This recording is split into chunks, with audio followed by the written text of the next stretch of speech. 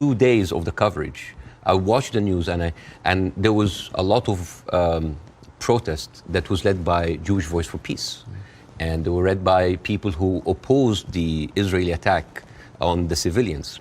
And I remember quite well, many of the Republican representatives in Congress came out and they were calling these the global intifada, the global jihad. I love it when they say jihad. They sound like a horse. Jihad. It's very funny. Or they say like, these are, and I quote, Iranian-backed jihadists. And I said, wait a minute, but most of those people are Jewish. Those people who took over the Capitol, the same people who took over Central Station in New York, which is known as the biggest civil disobedience event in America in the last 2 decades, they were all Jewish. And then I find Nikki Haley saying anti-Zionism equals anti-Semitism. And then I remember it's like, oh, Jewish people in America are saddened by the fact that they are not citizens of America or citizens of the world, but they are citizens of Israel, and they have to back Israel in whatever they do. And these are not my words; these are the words of Jon Stewart. He went down and he said it's very, very important to divide these two. And what is very, very interesting. Would you compare that on that specific point to the way that people try and say all Palestinians are responsible and accountable for what Hamas do? Yes, yeah. In other words, I think you can be very critical of Israeli government and their policies and Benjamin Netanyahu and the politicians, but that doesn't mean that you have to take that criticism to innocent Israelis who may have exactly the same criticism themselves. And this is why it is very important to have these kind of discussions, because the saddest thing that I saw is the people that were in so much support of Israel are anti-Semite themselves. So how does this work? How does this work?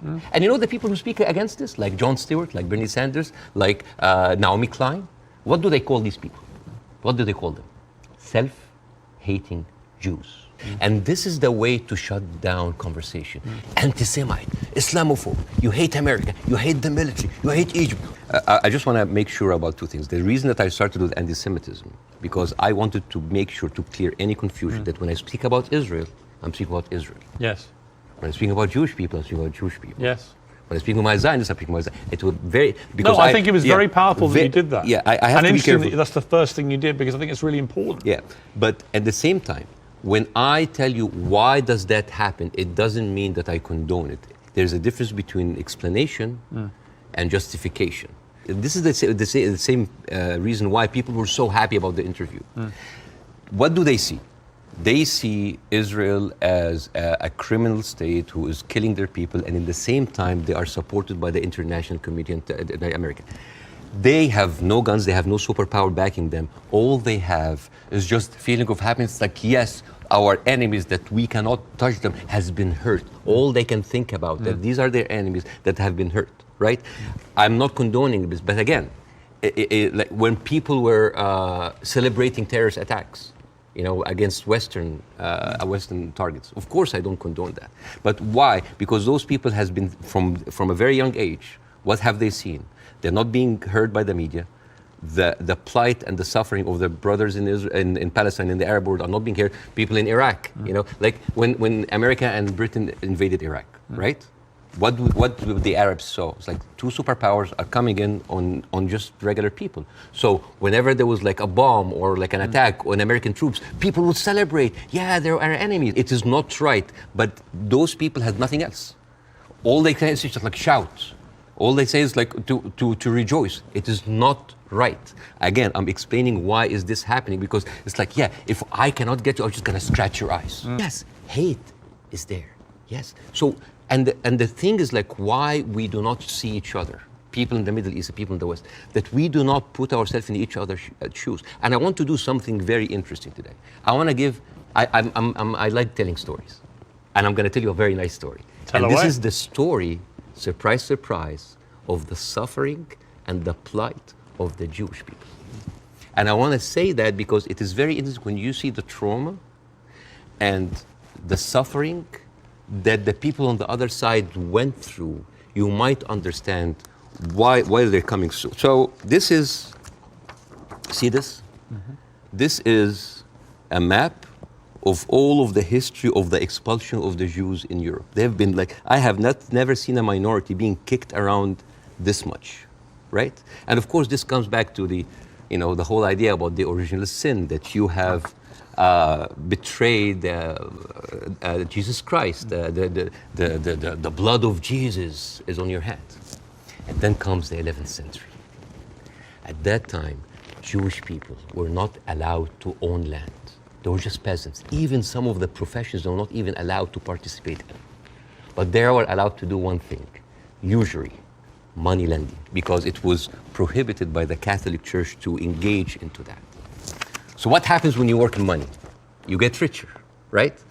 And those Jews lived in ghettos. Now, ghettos was not just like isolated neighborhoods in cities. Sometimes ghettos were outside the city. This is like how isolated they were. And in those ghettos, they have to pay gold to the mayor or the governor or the prince or the noble.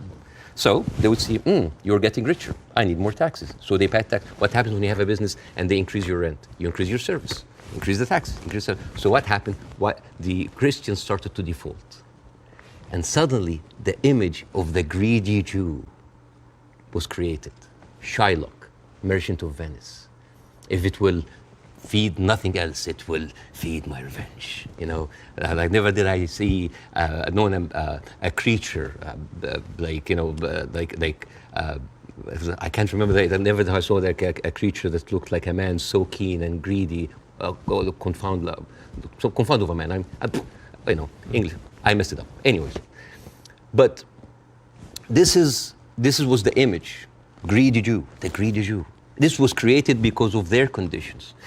And it became worse in 1095, when Pope Urban II called for the first crusade to go and save the birth of Jesus from the unbelievers Muslim.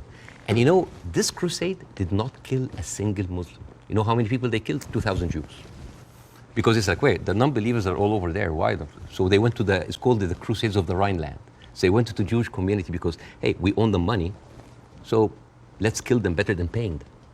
And then came the plague. And then all of the things like, oh, they're killing babies, who would do that to a baby, And they accused them of poisoning the well. This was the kind of oppression that the Jewish people went through. Fast forward 19th century, there was like the Eastern Jew in Ukraine and Russia, and there was the Western Jews in Europe. Those people in the Eastern Jews had to immigrate because there were pogroms and they were kicked out. And at a certain point, the people in the West, especially in England, it's like, there are too many Jews. We need a solution. A solution for what? For the Jewish problem. So it's like we need to get rid of them. And you know what? Palestine was not even in the A list. Palestine was in the B list. Because England proposed 6,000 square miles in Uganda for the Jews, 1903. And the reason why Palestine was not on the list, that it was objected by a lot of rabbis that said, it's a promised land, but only when the Messiah comes. But there were other options, Argentina, South Africa, Uganda, Madagascar. And eventually, they said, all right, let's do Palestine. So they went to Palestine in 1914. There was 700,000 people living in Palestine, 3% were Jewish. 1917, Balfour Declaration. Arthur Balfour, he called the Jewish people in England that they are alien and hostile race. And the thing is, the only Jewish member of the parliament, of the English parliament, Lord Montague, he objects, these are British citizens, we should not kick them out. So they pushed them, but it was not going fast enough. Came the Nazis. And then it was not about the solution anymore. It was the end losing, the final solution by Hitler, because he needed an answer for the Jewish question, the Judefrage. And then, as you see, the Holocaust happened, the most orchestrated, industrialized, horrible genocide in our modern time. 6 million Jews died. So it accelerated, and they went. First of all, they left Eastern Europe, and they went to West Europe, and they went to America, and they were turned down, and they were pushed towards Palestine. So by 1948, right before the declaration of the State of Israel, there were 2 million people living there. Only 30% of them was Jews. So the whole idea of a land without a people to a people without a land was a marketing thing. They were already Palestinians. So suddenly, from our perspective, the Jewish problem is not a Jewish problem, is not a Middle Eastern problem, is not an Arab problem, it is a European problem. It was pushed on us together with the guilt, because now we are the anti-Semite. Now we are the Jewish hater. And not just that, they took land. So people look at this like, why are we even, we had a lot of refugees coming in. And during that, there was a lot of, as you know, Zionist militia, the Aragon, the Haganah, all of these people were killing Palestinians. The famous massacre of Deir Yassin. You're talking about the atrocities of October 7th, it's horrible. But in the Arab mind, there is Deir Yassin, where there is an incredible movie called Tantoura, Tantoura, where the Israeli members of those militias, they talk about the atrocities that they did, including opening up the pregnant women bellies and having bets if the boy inside is a boy or a girl. It is one of the most horrific, and they talk about it, some talk about with regret and some talk about with pleasure. We did that, right? So you have even King David. I think your Prime Minister, Mr. Sunak, was there. And if I was British, I would question this. Because as you know, King David was bombed by the Aragon militias. 91 British soldiers died. I don't know, if I was British, how come my Prime Minister would have the nerve to stay in that hotel? I mean, you know, the ghost of the 91 British soldiers, that must be haunting for them. You see? So when you see all of that, and you see that suddenly, overnight, 1948, there were 1.5 million Palestinians, half of them, 3/4 of them were overnight pushed into refugees. Yeah. And this is why it's called the Nakba, the catastrophe. So now we have all of this building up into the minds. And suddenly this was like a conflict, a hate, a problem that we didn't have to do anything with. This was basically pushed on us by the Europeans. You see? So this is why it is important to say that. And I'm not saying that just like, oh, let's wipe out the state of Israel, let's like push them in the sea. No, but it's important when you talk about the conflict, that you talk about the root causes. Right? No, there was like a vibrant Palestinian culture happening over there. And right now they are erasing this culture. Suddenly I'm thinking of like Israeli feta cheese, Israeli hummus. Oh, that's an insult. Israeli hummus, come on. I mean, take the land, but leave the hummus, man. I mean, come on. I mean, that's not fair. You are someone who's always spoken against culture, cancel culture. Right now, a whole culture is cancelled. Let me ask you this. Jonathan Friedland is a top Jewish journalist for the Guardian newspaper. He wrote a very interesting column last week in which he said, at the root of all this, you could argue you have two sets of people with just cause, and they believe passionately in their just cause. And he was sort of advising people not to take sides unless you really understand the history. Would you agree with that? Would you agree that both sides have legitimate just cause? Not with the methodology that's taken place, and you've given an extremely detailed analysis of the build-up to what happened in 48. To me, it's pretty clear 700, 800,000 Palestinians were displaced from their homes, and it should never have happened. And that has been absolutely, I think, the root cause for so much resentment. But can you, at the heart of this debate, agree with Jonathan that you could argue there's just cause on both sides? There is a cause on both sides, but I'm walking on a tightrope here because I'm not a Palestinian. Yeah.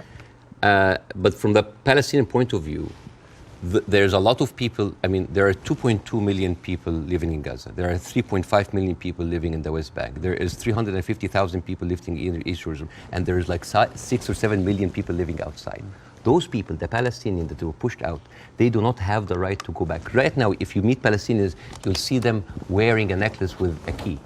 That key is their house that they were kicked out from in Yafa and Haifa. You know, like my wife's family comes from Ramla, which is 50 miles from Gaza. And according to the law, those people have absolutely no right to go back. Even if you are a Palestinian with an American passport, they give you hell in order to go in. And yet, a Jewish person born anywhere in the world, born in Poland, born in Ukraine, no question asked, he can jump on a plane, land in Israel, and get the Israeli citizen and take a house that most probably belonged to a Palestinian. So it is not just like it is an ongoing injustice that has been happening. And the thing is, I always hear that like Arabs were giving so many chances for peace. That is not true. As a matter of fact, all along history, Israel didn't give an inch of land by peace. 1973 war, they gave back Sinai because Egypt like initiated the war. 2006, they went out of south of Lebanon because of the resistance they have. Even the disengagement of Gaza, they didn't do it out of the goodness of their heart because they had too much casualties. And even the Oslo Accords, the peace treaty, the one that Isaac Rabin and got the Nobel Prize for, they did it because of the Intifada. So what is the message that Israel is giving to the Arabs? I will never give you anything with peaceful resolution. You will always have to fight for it. The average Israeli citizen does not have a vision of peace. Because for 70 years, this is a country that has been, the war has been going on for, they have been expanding because of war, the military is taking over. So the whole idea of peace is not even there. It's not just Netanyahu. Like you have, I remember you have interviewed Naftali Bennett. Yes. And I think you tweeted that that was like a very kind of reasonable take. Yeah. I don't think I said reasonable. No. Yeah. But like Naftali, he went after Queen Rania. And he called up shame on Queen Rania. No, I didn't say reasonable. I just said this. I did a fire emoji. Yeah. Yeah. I just said that what he was saying. Yeah. I mean, I was going to ask you about Queen Rania, and let's ask about, since you've raised it. Yeah. Because Queen Rania accused the West of a glaring double standard. She said, this is the first time in modern history there's such human suffering, and the world is not even calling for a ceasefire. So the silence is deafening, and to many in our region, it makes the Western world complicit. Now, other people said, well, okay, if you feel that strongly, why aren't you taking in any Palestinians? Why is Egypt not taking Palestinians? Why does the Arab world want to constantly attack Israel without actually offering any place to go for the Palestinians? And what do you say to that? That is exactly what Israel wants. And that is exactly what actually starts Third War III. This is the war solution. These are Palestinians, these are their lands. And then suddenly take them. Why? So they've been basically kicked around from their homes. And now another country should take them? You see what will happen? Imagine this. Now, and because Israeli official has been talking openly about this. It's like, why don't they just go in Sinai? Why they go? You know what would happen? Those people are going to be pushed in Sinai. And with any population, 2 million people, they are living in refugee camp. What do you think will happen? Unrest. Chaos. And then after a few years, the Western media will come with their cameras like, oh, look at those Arabs. Oh, they're killing each other. Oh, Israel is good that they got rid of them. And then they will go to the West Bank. And so those 3.5 million people push into Jordan. The whole idea, why does Jordan take them? Why does Egypt take them? The same question. Europe has 44 countries. Why don't they take Israel? America has 50 states. Why don't they give them Florida? I mean, we seem to complain about Florida the whole time. Why don't they just give Israel? The whole idea was like, oh, you're Arabs, you're all the same. No. Because what will happen then? So Israel will move into Jordan? It's like, oh, Saudi, why don't you take the Jordanian? So this is not a solution. This is not a solution. Bاسm, I hear you. I'm not taking a position either way. Let me ask you directly. But I want to say something about what Queen Radia said. Okay. The whole idea about the West. Yeah. I think that in 3 weeks, Israel morally corrupted the West like no other. I think the West will have a lot of time to recover because for years, the West has been telling us, oh, look, we're liberal. We're all about human rights. All are equal. Adopt our values. And then suddenly, you don't want to even to cease. We don't want to even tell Israel to stop. And suddenly we wake up and we found McDonald's are giving free meals to the Israeli because nothing will make you feel better after killing a bunch of Palestinian kids than a happy meal.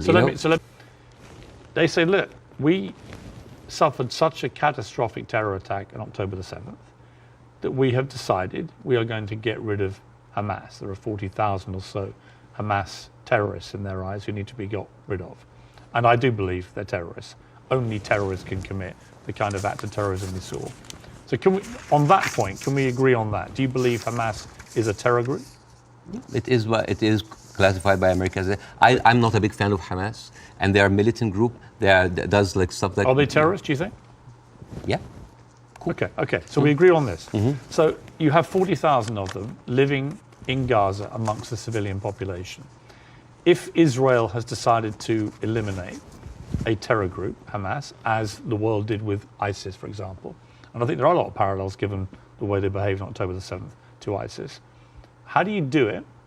How do you do it if you don't do it the way Israel is currently trying to do it. Exactly not the way that Israel does it, because if you have one of the most advanced military powers in the world, and it takes you 3 weeks, 9,000 Palestinian civilian death, 21,000 injured. As we are talking right now, Israel just bombed Jabalia, which is a known refugee camp. This is not self-defense. You know, like one of the most questions, like, does Israel have the right to defend itself? This is a no-value question. This is a no-value question. Well, I would ask a different point. I would say not only do they have a right to defend themselves, which every country would after a terror attack, right? But they actually have a duty and responsibility to their population to try and stop that happening again to them. They've been doing... And I do understand, and I agree with that. Yeah, but here's the thing. If it takes you all of that time, all of these civilians, to take out a few hundred guerrilla fighters... We don't know how many of the people who died. Thousand. We don't know. It doesn't matter. Yeah, but Bاسم, you don't know and I don't know. We don't know, but right? like... We don't even know if the casualty numbers are correct because they're all coming from Hamas. And we should, and we should believe Israel? No, not necessarily, no. No, I don't believe either side. But here's my problem with Israel. But here's my point. I don't think we should assume that we know these statistics are correct. I don't think we should assume we know exactly how many children are being killed. We do know a lot have been killed, so the moral argument remains the same. But we don't know how many Hamas terrorists have been killed in the last 3 weeks. We just don't know, do we? So basically we're dealing with a very incompetent military force that has been sucking America dry for years, and then they cannot do the job. But how else do they get rid of Hamas? Not like that. How do they do it? I don't know, but not like that, because they've been trying. You've got to have another. They have. First of all, I'm not a military expert. Second of all, they've been trying the same thing for years. They go in. This is not an eye for an eye anymore.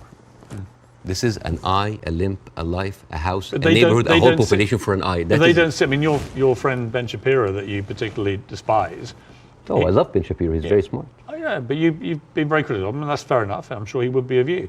But when I asked him about proportion, he said I don't care about a proportionate response. So let's kill civilians as Hamas did this, so we are going to get rid of Hamas. But it's not in his eyes. It wasn't eye for an eye, tooth for a tooth. It was this group of terrorists did this, and we are now going to rid the world of these terrorists. And this is very important to look at things in context.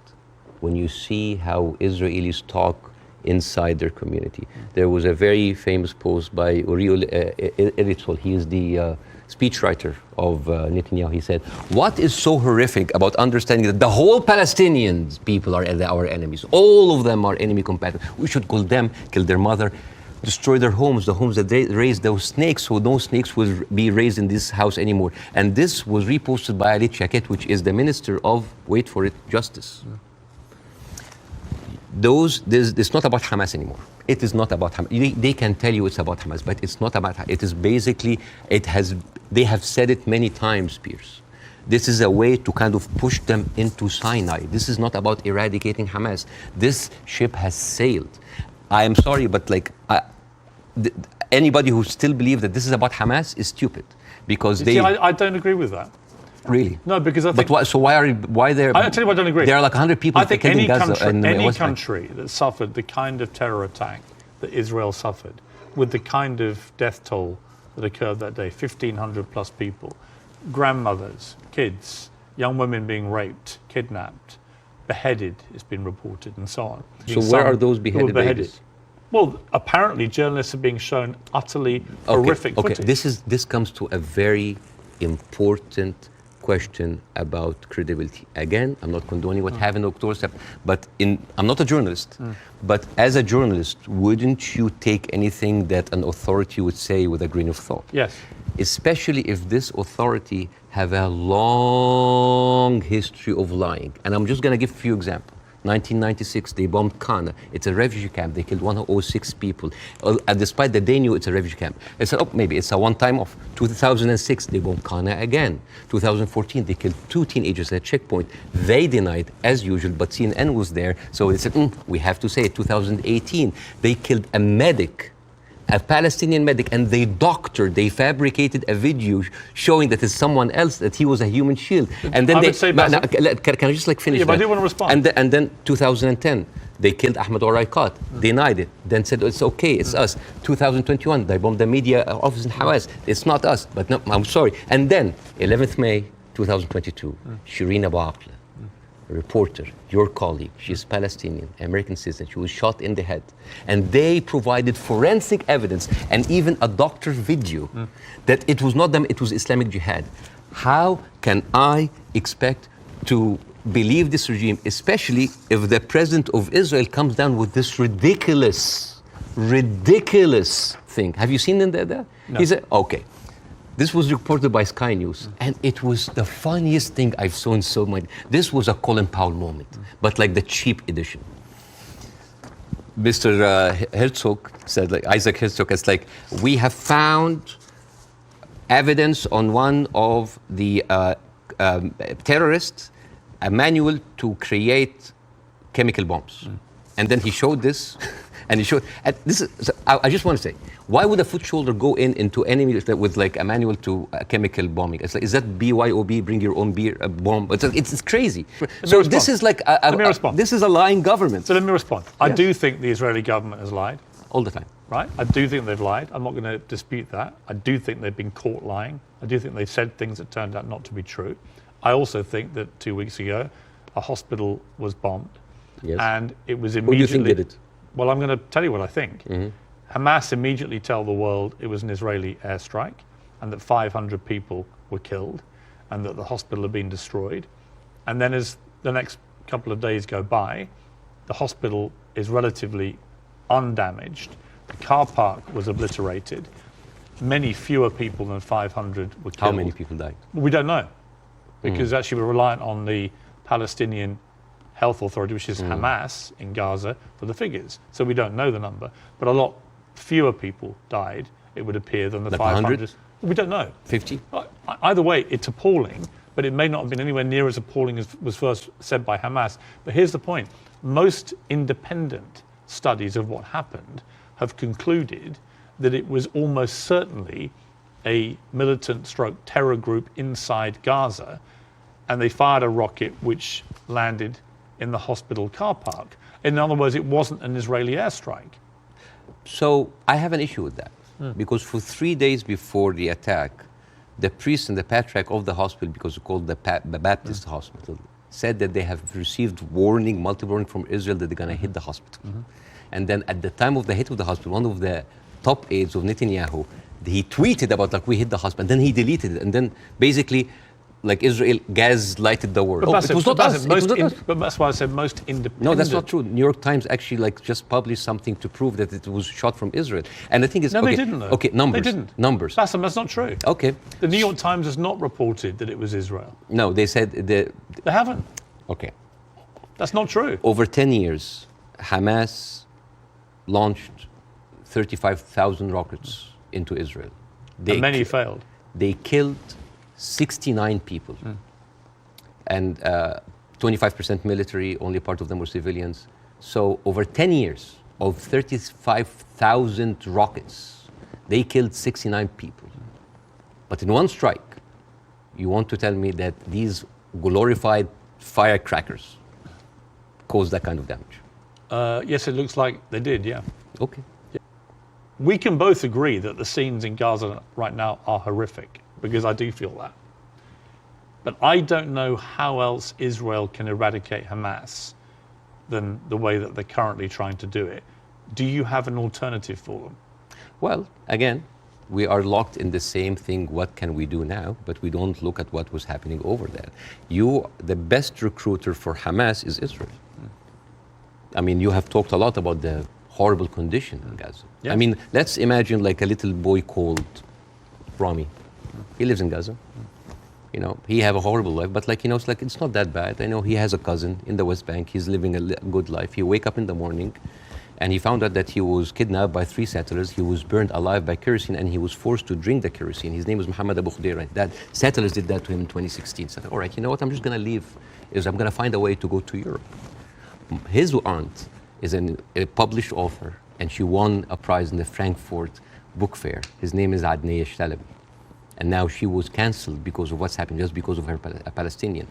His other aunt in America, his name is Amawi. She is a speech therapist, and this is close to my heart because of my son. And she was fired because she did not want to sign for government that said that you cannot join BDS, which I don't understand.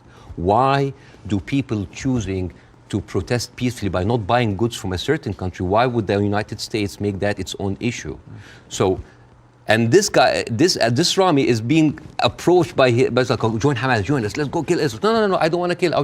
I'm going to live in Gaza. It's a life. But 97% of water is not good for human consumption. Half of the population are anemic. Even the is not being treated, and it goes into the shores of Israel. It's like, oh, those Palestinians. It's horrible. Yeah. So, and then he wakes up in the morning. He doesn't think about killing Jews the first thing in the morning. He thinks about being there at 5 o'clock at the first 50 people in the line for bread, because if he doesn't, he will miss the food for his family. And he goes back, and he finds a message saying that we are going to bomb your house. He comes back, he loses his whole family. Now, tell me, what is a proportionate response for that?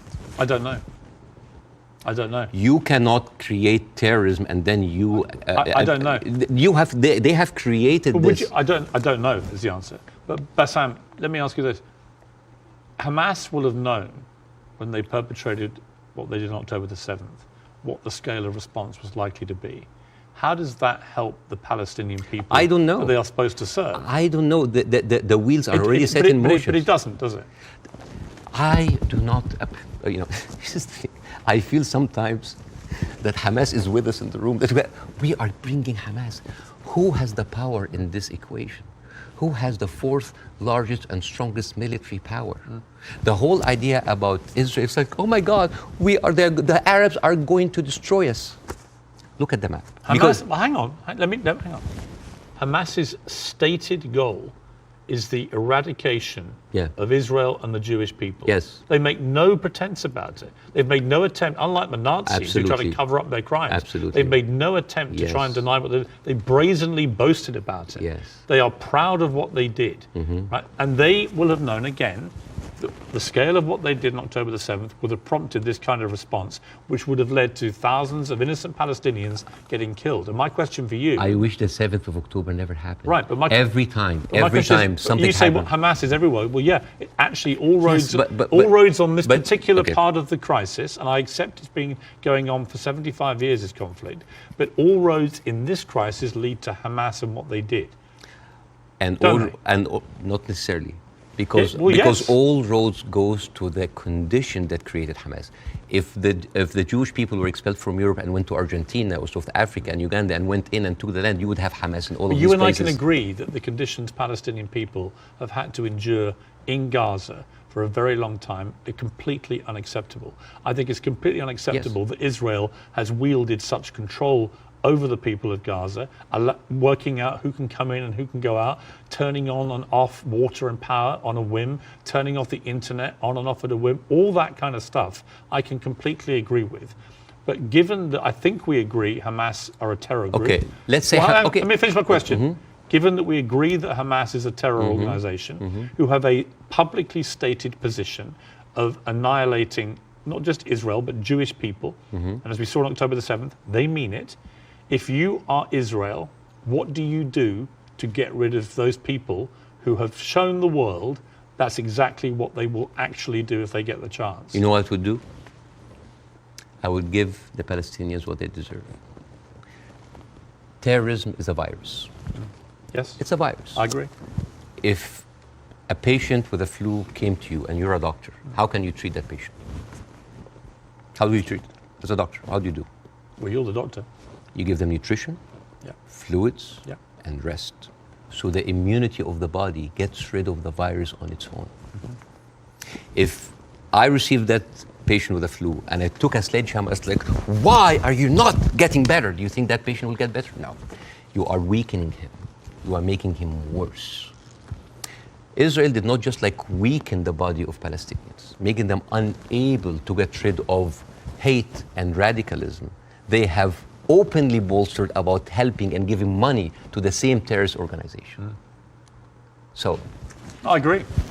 I think Netanyahu is complicit in keeping Hamas in power because it suited him politically. Yes. And I think you can't get away from that. Yes. There's no question of that. But there's also no question that the Israeli government, led currently by him, has to stop Hamas from perpetrating another terror attack.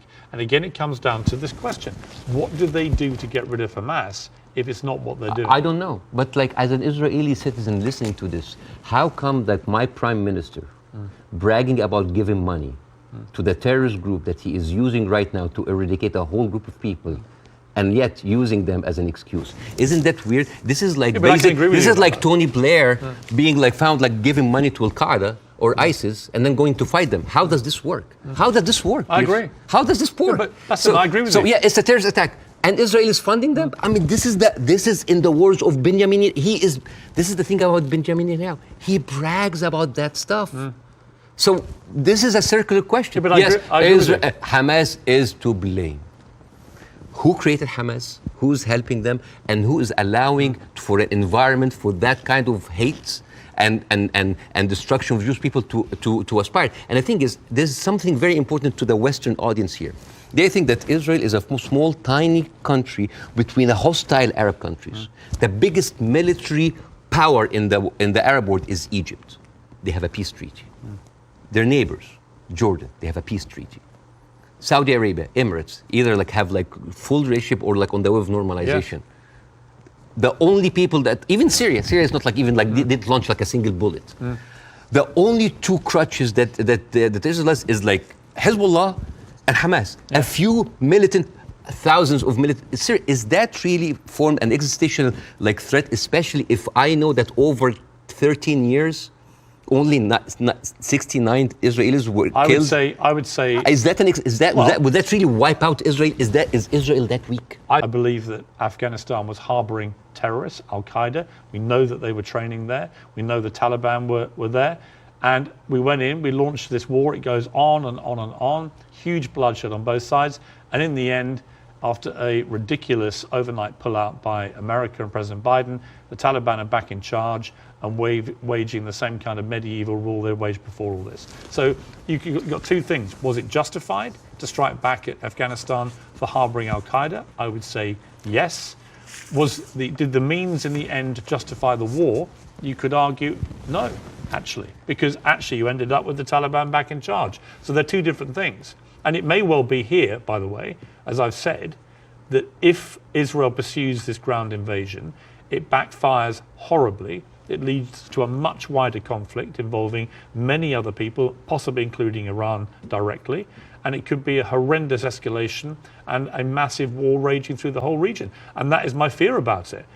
But I come back to the central point of justification, and I'm really struggling to see what else Israel is supposed to do to get rid of Hamas.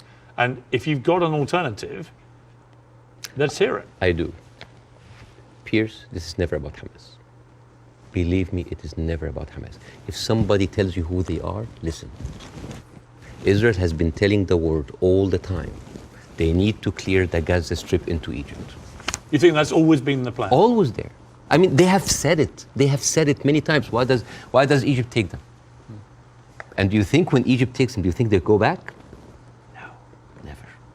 And then when they're done with Gaza, they will go back to the West Bank. They will kind of like build the settlements around them, and then until they push them into Jordan, because that is the plan. They have talked, not just Benjamin Netanyahu, everybody said like, there's no state, two states. It is one state and it's for the Jewish I don't people. think he believes in a two-state solution. Nobody believes in a two-state solution. It is one state. But nor do Hamas, obviously. And they're the ruling authority in Gaza. They don't. You see what you're comparing? It's a militant group. It's a small militant group. But they are Israel as a nation. They are the elected political leadership. They were elected in 2006, and 50% of the people in Gaza right now are under the age of 16. They were not even born. All over the years, Israel showed you many times that they are not interested in peace. Leave Gaza. Forget Hamas for a second. The West Bank. What have they been doing in the West Bank? The illegal settlements did not stop a single day. And it's completely wrong. Yeah, but the thing but it's wrong. I agree with you. But you see what they're doing in the West Bank right now? They are creating little Gazas. They are creating little Gazas. Yeah. And until they are like squeeze them. It's completely wrong. There is a hilarious documentary called The Wanted 18.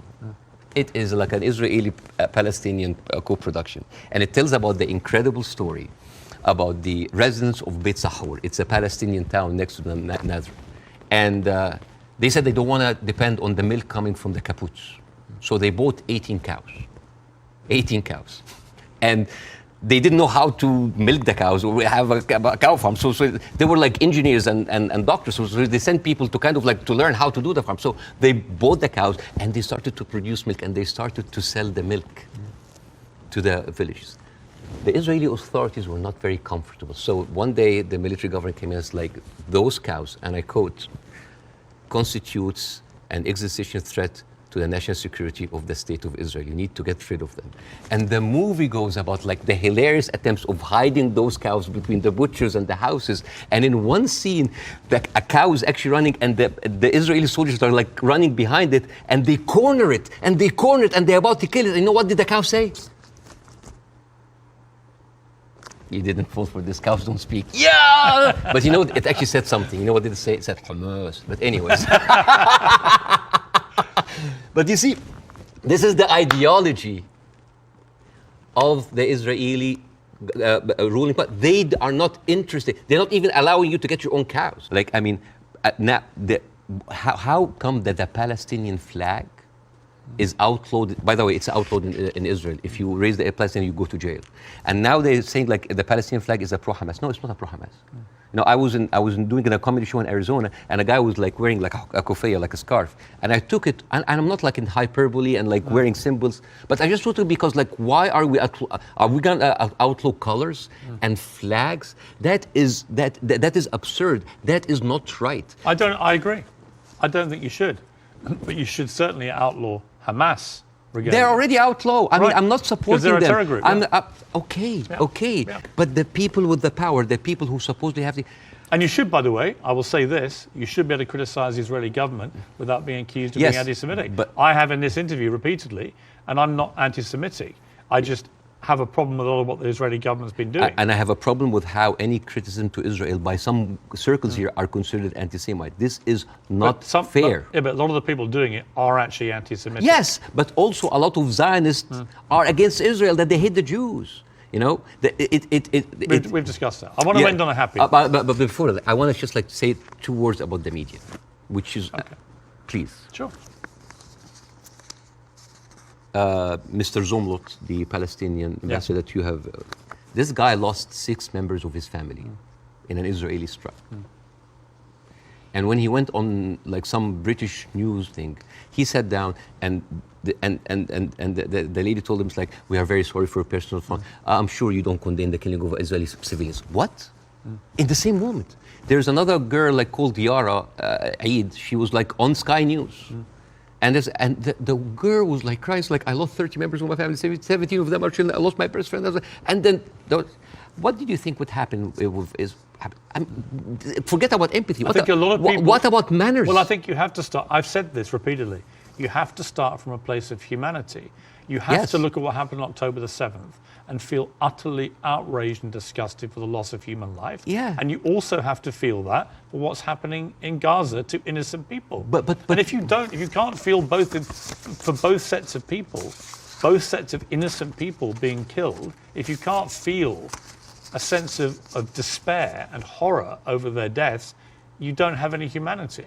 Believe me, Pierce, it's not really about that. There's a deep sentiment in the Middle East, in Arabs, that the West do not look at us as equals. Well, you know what? So what I did, I went to the machines. Yeah. And I asked ChatGPT simple questions.